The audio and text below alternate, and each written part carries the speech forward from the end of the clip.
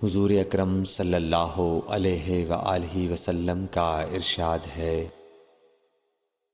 تمام اعمال کا دار و مدار نیت پر ہے، اور ہر عمل کا نتیجہ ہر انسان کو اس کی نیت کے مطابق ہی ملے گا۔ پس جس کی ہجرت دولت دنیا حاصل کرنے کے لیے ہو یا کسی عورت سے شادی کی غرض سے ہو، پس اس کی ہجرت انہی چیزوں کے لیے ہوگی جن کے حاصل کرنے کی نیت سے اس نے ہجرت کی۔ صحیح بخاری حدیث نمبر 1۔ حضور اکرم صلی اللہ علیہ وآلہ وسلم نے فرمایا کہ وحی نازل ہوتے وقت کبھی مجھ کو گھنٹی کی سی آواز محسوس ہوتی ہے، اور وحی کی یہ کیفیت مجھ پر بہت شاق گزرتی ہے۔ جب یہ کیفیت ختم ہوتی ہے تو میرے دل و دماغ پر اس فرشتے کے ذریعے نازل شدہ وحی محفوظ ہو جاتی ہے، اور کسی وقت ایسا ہوتا ہے کہ فرشتہ بشکل انسان میرے پاس آتا ہے اور مجھ سے کلام کرتا ہے، پس میں اس کا کہا ہوا یاد رکھ لیتا ہوں۔ صحیح بخاری حدیث نمبر 2۔ حضرت صلی اللہ علیہ وآلہ وسلم پر وحی کا ابتدائی دور اچھے سچے پاکیزہ خوابوں سے شروع ہوا۔ آپ خواب میں جو کچھ دیکھتے وہ صبح کی روشنی کی طرح صحیح اور سچا ثابت ہوتا۔ پھر من جانب قدرت آپ تنہائی پسند ہو گئے اور آپ نے غار حرا میں خلوت نشینی اختیار فرمائی، اور کئی دن اور رات وہاں مسلسل عبادت اور یاد الہی و ذکر میں مشغول رہنے لگے۔ جب تک گھر آنے کو دل نہ چاہتا توشہ ہمراہ لیے ہوئے وہاں رہتے۔ توشہ ختم ہونے پر ہی اہلیہ محترمہ حضرت خدیجہ رضی اللہ تعالی عنہا کے پاس تشریف لاتے اور کچھ توشہ ہمراہ لے کر پھر وہاں جا کر خلوت گزین ہو جاتے۔ یہی طریقہ جاری رہا یہاں تک کہ آپ پر حق منکشف ہو گیا اور آپ غار حرا ہی میں قیام پذیر تھے کہ اچانک حضرت جبرائیل علیہ السلام آپ کے پاس حاضر ہوئے اور کہنے لگے کہ اے محمد پڑھو۔ آپ فرماتے ہیں کہ میں نے کہا کہ میں پڑھنا نہیں جانتا۔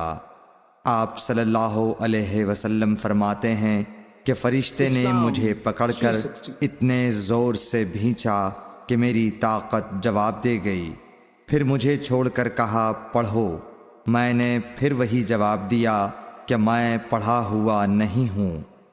اس فرشتے نے مجھ کو نہایت ہی زور سے بھینچا کہ مجھ کو سخت تکلیف محسوس ہوئی، پھر اس نے کہا کہ پڑھ۔ میں نے کہا میں پڑھا ہوا نہیں ہوں۔ فرشتے نے تیسری بار مجھ کو پکڑا اور تیسری مرتبہ پھر مجھ کو بھینچا، پھر مجھے چھوڑ دیا اور کہنے لگا کہ پڑھو اپنے رب کے نام کی مدد سے جس نے پیدا کیا اور انسان کو خون کی پھٹکی سے بنایا۔ پڑھو اور آپ کا رب بہت ہی مہربانیاں کرنے والا ہے۔ پس یہی آیتیں آپ حضرت جبرائیل علیہ السلام سے سن کر اس حال میں غار حرا سے واپس ہوئے کہ آپ کا دل اس انوکھے واقعے سے کانپ رہا تھا۔ آپ حضرت خدیجہ کے ہاں تشریف لائے اور فرمایا کہ مجھے کمبل اوڑھا دو، مجھے کمبل اوڑھا دو۔ لوگوں نے آپ کو کمبل اوڑھا دیا۔ جب آپ کا ڈر جاتا رہا تو آپ نے اپنی زوجہ محترمہ حضرت خدیجہ رضی اللہ تعالی عنہا کو تفصیل کے ساتھ یہ واقعہ سنایا اور فرمانے لگے کہ مجھ کو اب اپنی جان کا خوف ہو گیا ہے۔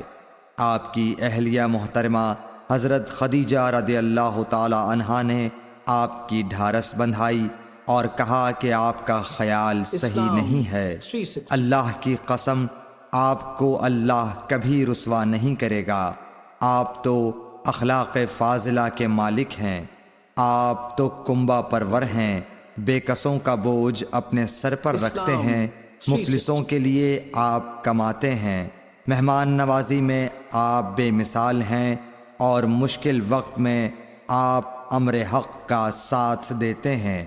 ایسے اوصاف حسنہ والا انسان یوں بے وقت ذلت و خواری کی موت نہیں پا سکتا۔ پھر مزید تسلی کے لیے حضرت خدیجہ رضی اللہ تعالی عنہا آپ کو ورقہ بن نوفل کے پاس لے گئیں، جو ان کے چچا زاد بھائی تھے اور زمانہ جاہلیت میں نصرانی مذہب اختیار کر چکے تھے اور عبرانی زبان کے کاتب تھے۔ چنانچہ انجیل کو بھی حسب منشائے خداوندی عبرانی زبان میں لکھا کرتے تھے۔ انجیل سریانی زبان میں نازل ہوئی تھی، پھر اس کا ترجمہ عبرانی زبان میں ہوا۔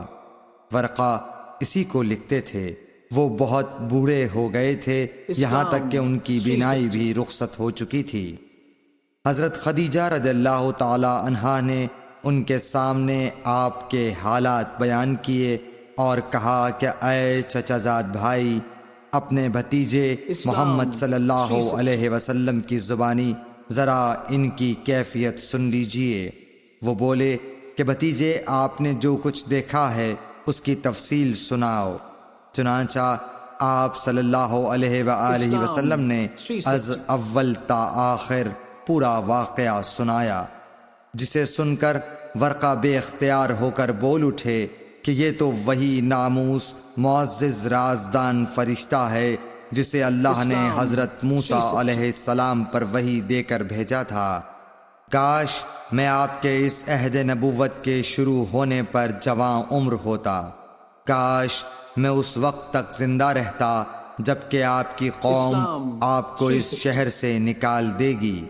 رسول کریم صلی اللہ علیہ وآلہ وسلم نے یہ سن کر تعجب سے پوچھا کہ کیا وہ لوگ مجھ کو نکال دیں گے، حالانکہ میں تو ان میں صادق و امین و مقبول ہوں۔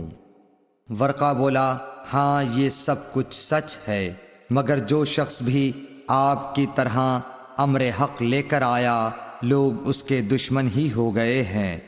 اگر مجھے آپ کی نبوت کا وہ زمانہ مل جائے تو میں آپ کی پوری مدد کروں گا۔